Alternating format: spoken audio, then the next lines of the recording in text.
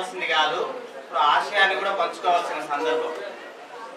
అన్నం ముద్ద ఎట్లాగో 10 నిమిషాలు లేట్ అయినా అందరం పంచుకుంటాం, కానీ ఆశయాన్ని పంచుకోవాల్సిన సందర్భం.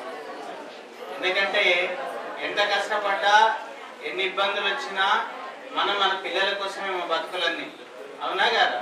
మన జీవితాలన్నీ మనం శ్రమ రక్తం అన్ని ఒడిచిపెట్టేది మనం మన పిల్లల కోసమే. పిల్లలు బాగుండాలనే ఈ దేశంలో ఎట్లాంటి ప్రభుత్వం వస్తే ఎట్లాంటి పాలకులు వస్తే మన పిల్లలు బాగుంటారనే ఈరోజు జర కూర్చున్నాం. నేను మీ దాకా ఎందుకు వచ్చిన అంటే, నేను ఎక్కడో అక్కడ కృష్ణానది కొంటే ఉంటుంది మా ఊరు, ఆడికెళ్ళి ఈడికెళ్ళి బస్సులు మారుకుంటూ వచ్చిన మధ్యలో రైలు ఎక్కిన. రైలు ఎక్కితే అందులో అంతా 14 ఏళ్ళ పిల్లలు, 16 ఏళ్ళ పిల్లలు, 20 ఏళ్ళ పిల్లలే ఇప్పుడు ఓటేయడానికి బీఆర్ పోతున్నారు. ధన్బాద్ ఎక్స్ప్రెస్ ఎక్కిపోతాను. ఎంత అంటే 14, 15, 16 మొత్తం రైలు మొత్తం అదే వయసు పిల్లలు ఉన్నారు. హైదరాబాద్కి వచ్చి పని చేసుకొని పోతున్నారు. వాళ్ళు ఆడికి పోతున్నారు. ఆడ ఘనమైన ప్రభుత్వం పరిపాలిస్తున్నారు. 14 ఏళ్ళ పిల్లల్ని పనిలో పెట్టి మళ్ళీ 20-22 ఏళ్ళ పిల్లల వరకు ఆ రైల్లో ఇంత చోటు లేకుండా, కనీసం అడుగు పెట్టడానికి కూడా చోటు లేనంత మంది జనం ఇవాళ వాళ్ళ ఊరు పోతాను. సరే ఓటుకు పోతుండవచ్చు, కానీ వాళ్ళ ఊళ్ళో పాలనే ఉంటే, వాళ్ళ ఊళ్ళో మంచి ప్రభుత్వమే వచ్చి ఉంటే, వాళ్ళ ఊళ్ళో వాళ్ళకే ఇంత పని దొరికింటే అంతమంది పోయేటోళ్ళ, అంతమంది ఇక్కడికి వచ్చేటోళ్ళ. రైల్లో ఒక్క రైలు కాదు, 2 రైలు కాదు, ఏ ఒక్కలమని ఇవాళ మనం రైలు ఎక్కే పరిస్థితి ఉన్నదా మీరు గమనించండి. మీరు ఇవాళ మరిన్ని విషయాలు కాదు కానీ 1-2 విషయాలు మీ ముందు పంచుకోవడానికి వచ్చిన.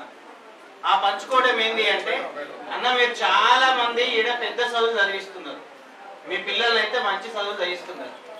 చదివించటం వల్ల చాలా మంది పెద్ద ఉద్యోగాలకు సంబంధించి కంప్యూటర్ కోర్సులు చదివిస్తున్నారు. ఆ కంప్యూటర్ కోర్సుల్లో కూడా ఐఐటి స్థాయి కోర్సులు చదివిస్తున్నారు. ఐఐటి కాలేజీలలో ఇవాళ 50% ఉపాధ్యాయ పోస్టులు సెంట్రల్ గవర్నమెంట్ ఖాళీగా పెట్టింది. బాగా మా పిల్లలు చదువుకున్నారని 2 లక్షలు 3 లక్షలు ఖర్చు పెట్టి ఏడాది నారాయణ చైతన్య లాంటి కాలేజీలలో చదివించేసి చివరికి పిల్లవాడు నిజంగా తెలివి కలవాడై ఉంటే, తెలివి కలవాడైనటువంటి పిల్లవాడిని ఆడికి పంపితే ఐఐటికి వస్తే, ఐఐటిలో తీరా ఆ ఐఐటి కాలేజీకి పోయిన తర్వాత 50% ఉపాధ్యాయులు లేరు వాళ్ళు చదువు చెప్పడానికి. పెద్ద వాటిలో వచ్చే సమాజంలో వాళ్ళు ఛాలెంజెస్ ని ఎదుర్కోలేని పరిస్థితిలో వాళ్ళు ఉన్నారు. విపరీతమైన ఆత్మహత్యలు జరుగుతూ ఉన్నాయి. ఐఐటి చేసిన వాళ్ళకు కూడా దాదాపు గ్రాడ్యుయేట్స్ నుంచి ఎవరు చూసుకున్నా 100కి 80 మందికి ఉద్యోగాలు దొరుకుతలేదు. ఇది గవర్నమెంట్ లెక్కే, నీ లెక్క నా లెక్క కాదు. 100కి 80 మందికి ఇంత కష్టపడి మన పిల్లల్ని చదివిస్తే 100కి 80 మందికి ఉద్యోగాలు దొరకకపోయిన పరిస్థితి ఎందుకంటే, కేవలం 3 మాత్రమే ఏదైనా ఒక పని చేయగలి, 100లో 3 మాత్రమే పని చేయగలిగే పరిస్థితి వచ్చింది. మొన్న మన పిల్లలందరికీ పెద్ద ఉద్యోగాలు వస్తున్నాయి, సాఫ్ట్వేర్ ఉద్యోగాలు వస్తున్నాయి అంటే, ఒక్క సంవత్సరంలో టాటా వాడు టీసీఎస్ లాంటోడు వాడు ఉద్యోగం ఇస్తే తీసేయడు అనుకుంటాం. అట్లాంటి టాటా నుంచి హెచ్సిఎల్ దాకా పెద్ద కంపెనీలు 2.5 లక్షల ఉద్యోగాలు ఏకదమ్ముకు ఒక్క పెన్ను కొట్టివేతతో తీసి పడేసినాయి. మనం చదివిస్తున్నాం పిల్లల్ని, చదివించిన పిల్లల్ని ఇవాళ మన చదువుల పేరు మీద ఇల్లు కట్టుకుంటున్నాం, కారు కొనుక్కుంటున్నాం. తీరా ఒక ఉద్యోగం వస్తే ఆ ఉద్యోగం నిలబడిన పరిస్థితి వచ్చింది. ఇప్పుడు ఆ ఇల్లు ఏం కావాలి, ఆ కారు ఏం కావాలి, ఆ పిల్లల బతుకులేం కావాలి, మన పరిస్థితి, మన పిల్లల పరిస్థితి ఏం కావాలో మీరు ఆలోచించండి. మీరు ఎంత కష్టపడుతున్నారో మీరు గమనించండి. అమ్మాయి ఇదొక్క విషయమే కాదు, ఎంత భయంకరంగా ఉందంటే, మామూలుగానే ఉద్యోగాలు లేవంటే ఈయన గవర్నమెంట్ కేంద్రంలో వచ్చిన ఈయన కూడా అనుకుంటున్నాం, అమ్మ ఎవరైనా మన పురాణాల్లో కూడా చెప్పిండు, పెళ్లి కానోడు, భార్య లేనోడు, సంసారం లేనోడు పరిపాలనకు వస్తే ఏమైతే చెప్పుల్ని, సంసార బాధలు తెలుస్తాయా? తెలివే కదా. ఇగో ఆయనకు తెలియదు కాబట్టి ఇవాళ పరిస్థితి అట్లా వచ్చింది. నిజంగా ఇవాళ పైన కూర్చున్న కుర్చీలో కూర్చున్న ఆయన కనుక ఇదే తెలిసి ఉంటే ఎట్లా ఉండేది అన్న. ఇక్కడ రైతులు చాలా మంది ఉన్నారు. రైతులు ఒక్కసారి గుర్తుంచుకోండి, 2018లో 22,000 కోట్ల రూపాయలు నేను ఓన్లీ మద్దతు ధరల కోసం కేటాయిస్తున్నా అన్నాడు. తర్వాత సంవత్సరం 15,000 కేటాయిస్తున్నా అన్నాడు. 15,000 కోట్ల రూపాయలు మోడీ గారు. చివరికి ఇవాళ చాలా చెప్తున్నాడు. లాస్ట్కి వచ్చేసరికి ఏమైంది అంటే, అది ₹1,00,000 కూడా కేటాయించలేదు. పోయినసారి బడ్జెట్ లో రూపాయి ఇయ్యలేదు. రైతుల గురించి నిన్న వరంగల్లో మాట్లాడతాడు, అది కరీంనగర్ వేములవాడలో మాట్లాడతాడు. నిన్న వేములవాడలో రాజన్న సాక్షిగా వచ్చి చాలా మాటలు మాట్లాడుతూ ఉన్నాడు. అమ్మ ఒక్కటి మీరు గమనించండి, ఏ తల్లి అయినా అన్నం మెతుకుని తల్లి గర్భంలో ఉన్నప్పుడు, తల్లి గర్భంగా ఉన్నప్పుడు, గర్భంలో బిడ్డ ఉన్నప్పుడు వామిటింగ్స్ అవుతాయట. ఎందుకైతే అంటే ఒక్కొక్క మెతుకు కూడా తన బిడ్డకు గుచ్చుకుంటే ప్రమాదం అవుతుందని వామిటింగ్ చేసుకుంటారట. అంటే అంతగా తన బిడ్డను సాకుతుంది. మనం అట్లా బిడ్డల్ని పెంచుకొని 1400 మంది పిల్లల్ని మనం బలి పెడితే ఎంతమంది 1400 మంది తల్లులు శోకానికి గురైతే కదా తెలంగాణ వచ్చింది, అవునా కాదా? గట్లాంటి తెలంగాణ ఆయన ఏమన్నాడు? నిన్న బీహార్లో కూర్చొని ఏం మాట్లాడిండు మీరు ఒక్కసారి అర్థం చేసుకోండి. ఇక్కడ ఉన్న ఆయన మాజీ ఎంపీ కూడా తెలంగాణ ఉద్యమంలో తెలంగాణ ఓటింగ్ జరిగిన రోజు మీరు ఓటేసిరు, బలరాం నాయక్ గారు తెలంగాణ కోసం ఓటేసిరు. అయ్యాల మోడీ అలా లేడు, సభలో ఉన్నాడా? లేడు. కానీ ఆ తెలంగాణ ప్రకటన అయిపోగానే ఎన్నికలకు ముందే, ఇంక ఎన్నికలు రాలే, తెలంగాణ వచ్చింది, బిల్ పాస్ కాగానే హైదరాబాద్కి వచ్చి ఏమన్నాడు? తల్లిని చంపి బిడ్డను బతికించిండు అన్నాడా లేదా? అన్నాడు కదా. ఎంతమంది తల్లుల గర్భశోకం ఉంది? ఓ సుష్మా స్వరాజ్ అర్థం చేసుకున్నట్టు మోడీ ఎందుకు అర్థం చేసుకోలేకపోయాడు? నిన్న కూడా బీహార్ లో మాట్లాడితే ఏమంటున్నాడు ఆయన? ఏకంగా 2 రాష్ట్రాల ప్రజలు ముఖం తీయించుకునే పరిస్థితిలో ఉన్నారట. 2 రాష్ట్రాల ప్రజలు శత్రు దేశాల కంటే ఎక్కువైనయట అని చెప్పేసి మాట్లాడుతూ ఉన్నాడు. తెలంగాణ మీద అడుగడుగున ఎంత భయంకరంగా ఉందో మీరు గమనించాలి. అన్న మళ్ళీ వీళ్ళే వస్తే ఒక్కటి జరుగుద్ది. మీరు గుర్తుంచుకోండి ఎంత భయంకరంగా ఉంటది అంటే, మీరు చదివియండి, ఆడపిల్లల్ని చదివిస్తారు, బలంగా పెంచుతారు, వీలైతే నా బిడ్డ బలంగా ఉండాలి అని పోటీ ప్రపంచానికి కూడా పంపుతారు.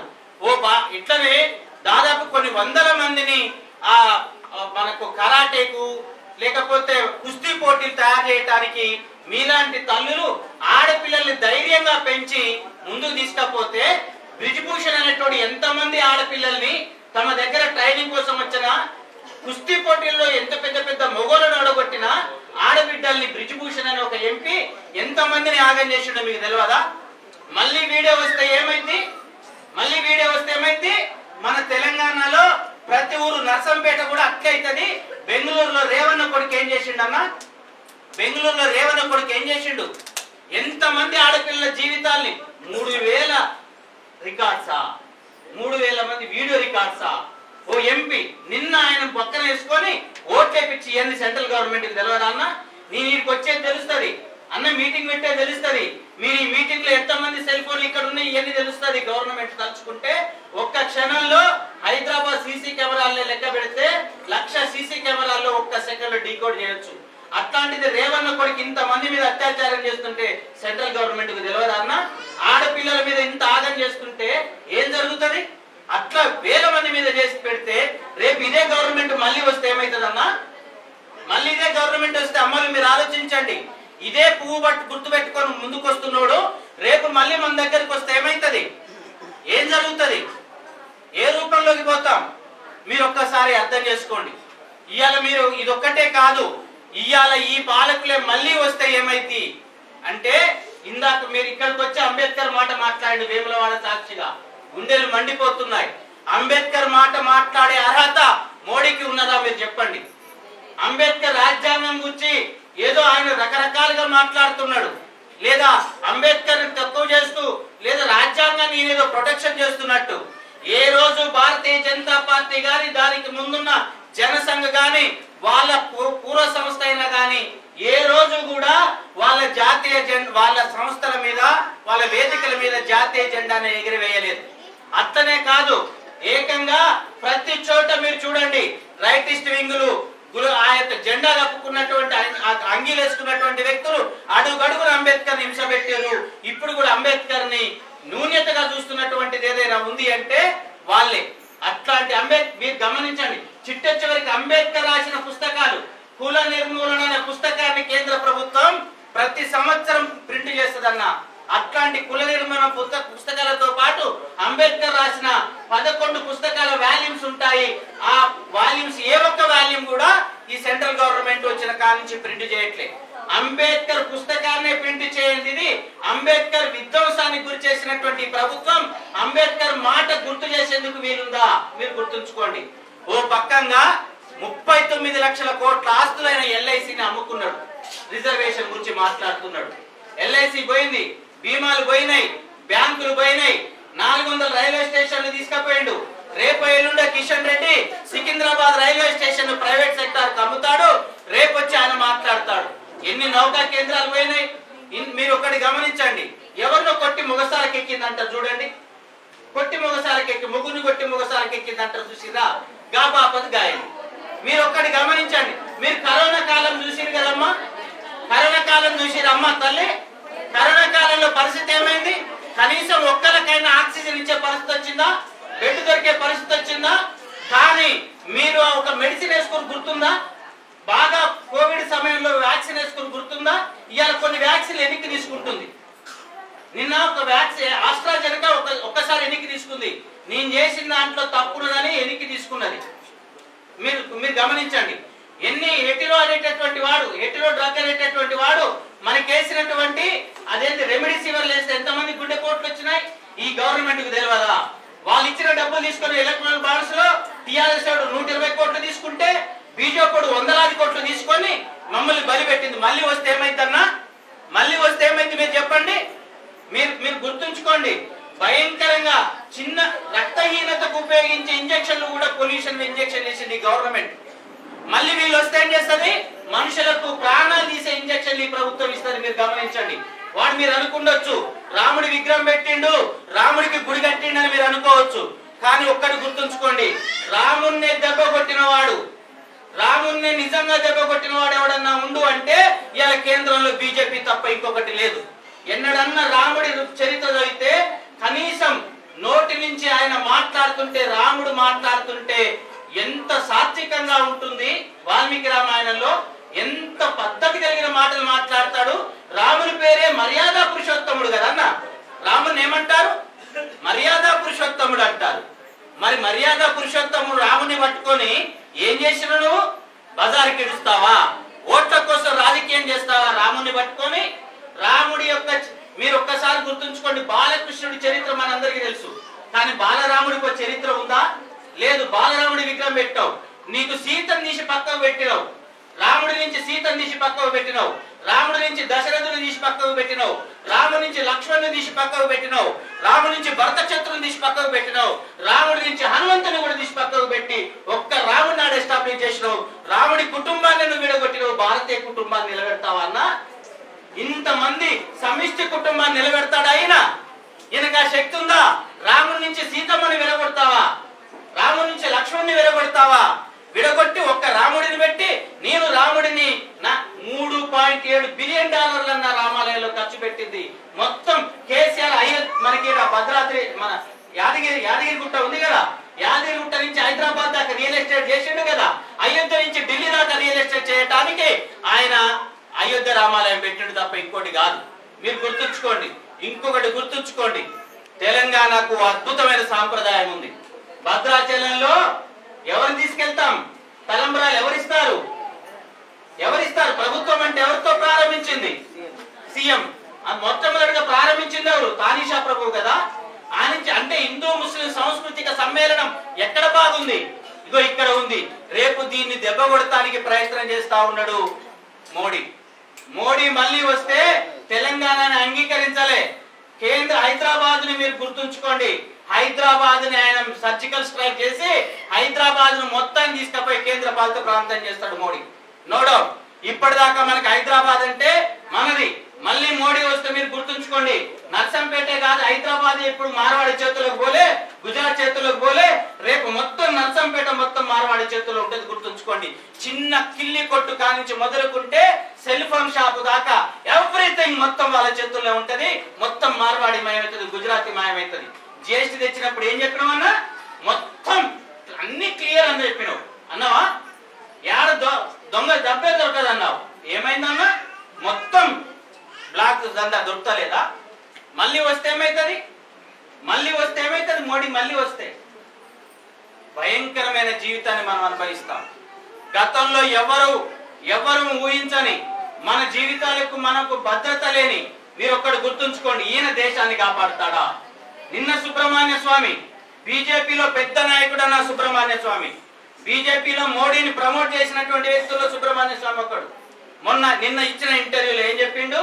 4060 చదరపు కిలోమీటర్ల వైశాల్యంలో చైనా ఆక్రమించుకున్న భూమి, భారత్ నుంచి చైనా భూమి ఆక్రమించుకుంది, దీని వివరాలు ఇవ్వండి అని కేంద్ర ప్రభుత్వం దగ్గరికి పోతే ఒక్కడు ఇయ్యలేదు. దీన్ని పట్టుకొని ఆయన కోర్టుకు పోయిండు. కోర్టు అప్పుడేం చెప్పింది?